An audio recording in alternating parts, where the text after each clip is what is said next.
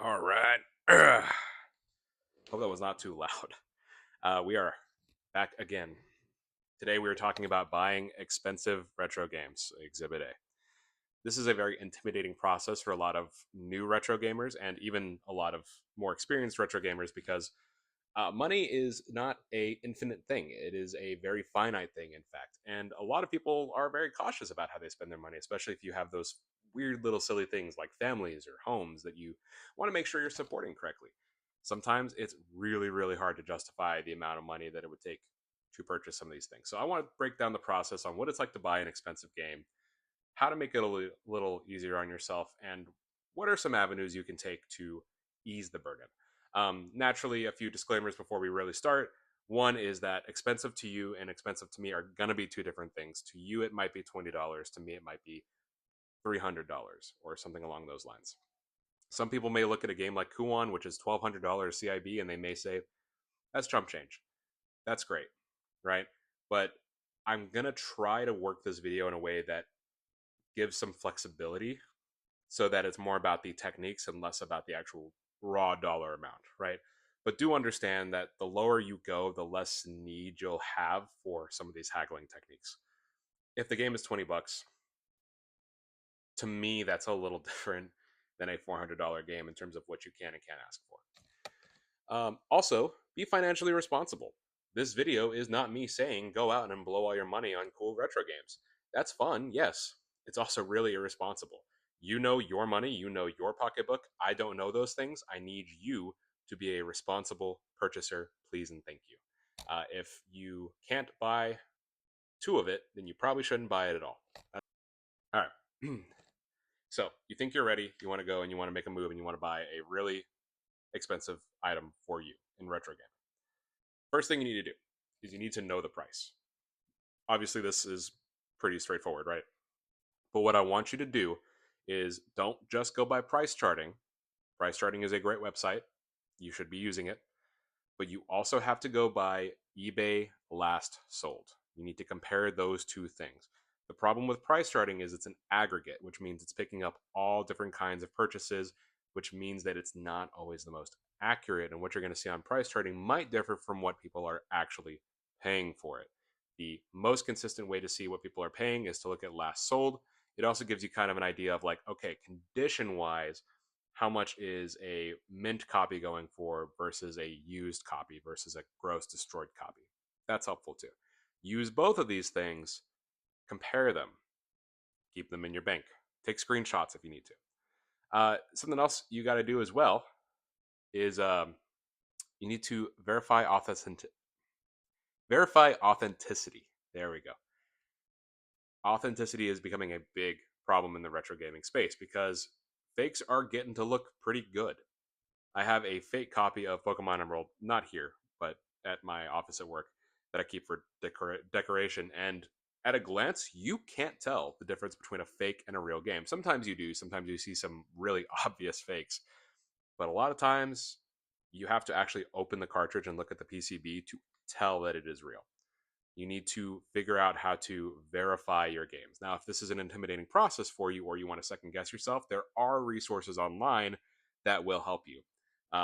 My main go-to is r/game verifying on Reddit. I don't typically use Reddit anymore, but I do like having that in my back pocket because, to be completely honest with you, I love being able to post the picture in a very timely manner. I will usually get a response from somebody that says this is real or this is fake. A lot of times you might ask why. You won't always get an answer because the problem is that for as many people who want to know how to spot a fake, there's a lot of people who want to know how to make their fakes better, right? So something that you may want to do if you know you're going to be buying, say, Pokemon games over the course of a couple of months or years, is start looking through that subreddit now and start really warming yourself up to how to verify real or fake. That's something that I did, and I feel pretty confident in my ability to spot fakes in real game cartridges. Discs are not so much an issue when it comes to fake because it's a disc. You do still need to be wary, especially with things like the case itself. A game like Kuon may have a fake insert or a fake manual. Why someone would make that, I don't know. But there's a first time for everything, right? All is fair in love and scams. You also need to be aware too that there is a bigger risk of buying fake games online. This is a big issue. People can and will post their games and pass them off as real games in an attempt to sucker you into paying full price for something they paid $4 for on Temu. You do not want to fall for this. Okay. Again, r/game verifying, take screenshots, send it. You are never in so much of a hurry to purchase something like this that you can't take the 10 minutes it takes to verify this purchase. It is important. It has saved me from buying fake games several times, especially when I was just starting out and I didn't know how to tell the difference between something like DS cartridges. Saved me quite a few times of getting scammed. And always remember too, if the price seems too good to be true, it's because it is. The fact of the matter is the days of people not knowing what they're selling are pretty much gone. You might get the occasional lucky yard sale. For the most part, everybody knows what they got and they know how to price it. Sorry, we missed the boat. I did too. It's okay. But in that case, that means that if someone lists a game like Pokemon Platinum CIB for $40, it's fake. It is fake. Nobody is listing that game for $40 unless it is a fake.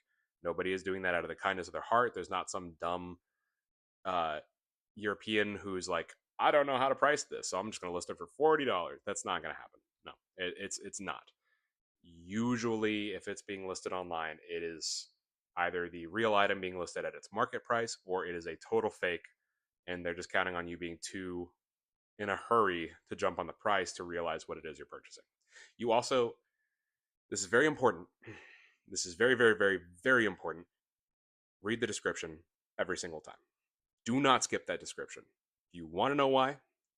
Because if they put read description in the title or they sneak in at the end something like box only and you don't intend to buy box only, but you purchase that and you pay a lot of money not knowing you only bought the box, eBay is not going to be on your side. Thankfully, I got out of one of these one time when I was shopping for a graphics card. I almost paid $300 for a box, thinking I was getting a 3080 for it. Again, if it's too good to be true, it is. This was in 2020. Of course, no one's selling a 3080 for $300. Are you stupid, young paws? So read the description because they have to put either in the title or in the description whether it's box only. Now, if they don't do that and they send you just the box, you've been scammed. You have legal recourse. But if they don't do that and you just didn't read, that's your fault.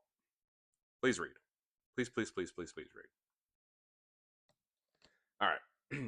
Now that we know how to verify, I want to talk about the easiest way to purchase stuff like this, which is retro gaming conventions. Once again, I have filmed a video and posted a video about how great retro game conventions are and why you should go for it. You should go watch that one when you're done with this. There will be a convenient playlist link for you to click on that will start with that video because I'm a nice guy and I like you. Retro game conventions will make this process 10 times easier because nobody is going to go to a retro game convention to sell you fake games. Because if they do, someone will catch them immediately and they will be chased out of the building, right? That is a haven for the community. There's a lot of people who will have your back, who will want to make sure you are not getting scammed. It is very, very, very helpful, right? So if you can wait, and you should, remember, we're not in a rush with any of these things. We're never moving too fast with any of these things to not check on things like verification or pricing. Game conventions are really great for going in. You get to physically shop around. You may, for example, with Pokemon Soul Silver, go to a booth and they may have the CIB and they may say, this is $475 firm, right? And you look at the box and you're not really happy with the condition of the box and there's no insert, but it does have the Pokewalker. You're allowed to say, I'm going to shop around, but I may come back. They won't hold it for you. Don't expect them to hold it for you. Then you can shop around and you can go and see who else has a copy that may be the condition you want, right? So then you can talk to some other vendors, see what their prices are. You want to ask, do you have any room on this? That is your way of saying, can you budge on the price? Again, some vendors may say no. They may say it's $475 firm. And they're within their right to do that. It's their business, right? In one guy's case, he'll say that because he knows if it's Pokemon, it'll sell. That's fine. He's allowed to do that. But in another person's case, they may just want to sell everything that they brought. So they're more willing to budge on that price. So you ask around and you see who's willing to budge. And then the next thing you'll do, if they say, okay, I've got some room, what price are you thinking? They want you to throw out a price first, because if you start, they can negotiate with you versus the other way around, right? Again, it's their business. They got to be smart too. So you'll say something along the lines of, how close can you get to $400? Right?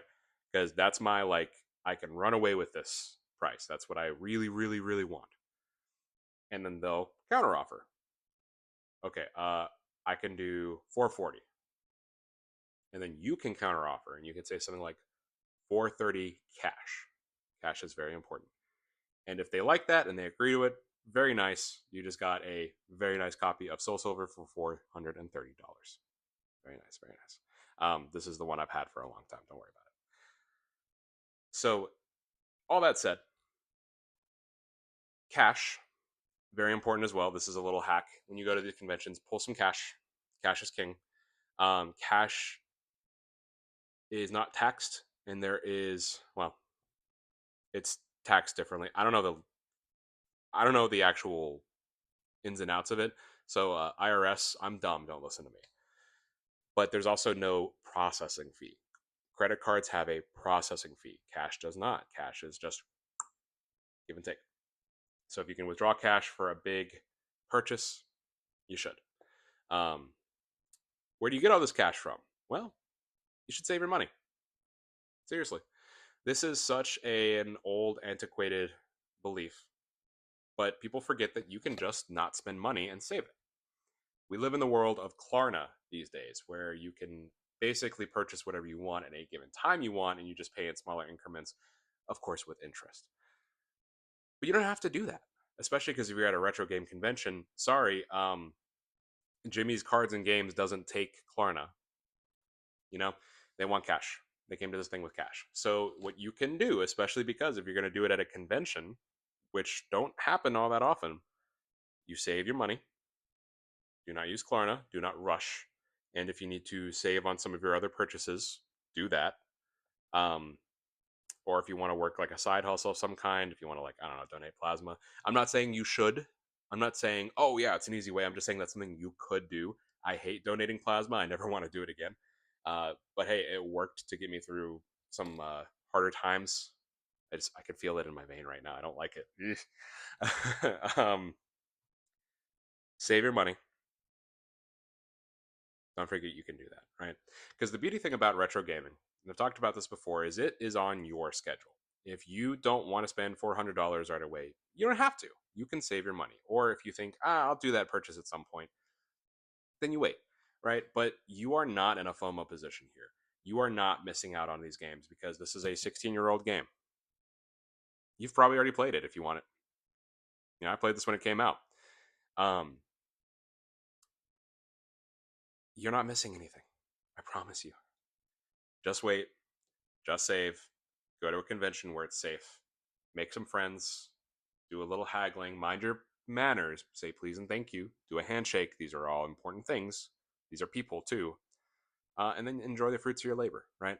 This is part of what makes this such a cool experience is you can still do stuff like that and it feels good to do. All right, this is day 6 of me filming every single day for 30 days and recording, that's the same word, and editing and posting every 30 days. If you like what you're watching, please subscribe. Please give me a like. I have a playlist right here that has all of my 30 days of videos in it, starting from the first one. So if you want to watch that convention video I talked about earlier, you should do that. I will also be linking my other channel, Check It Production. I'll be linking our video down in the not the comments, the description, so that you can watch that if you're not sure if you want to go to a gaming convention, see what it's about. What do you think about big game purchases? Are they difficult? Are they easy? Do you just emulate? Tell me what you think in the comments below. Thanks for watching.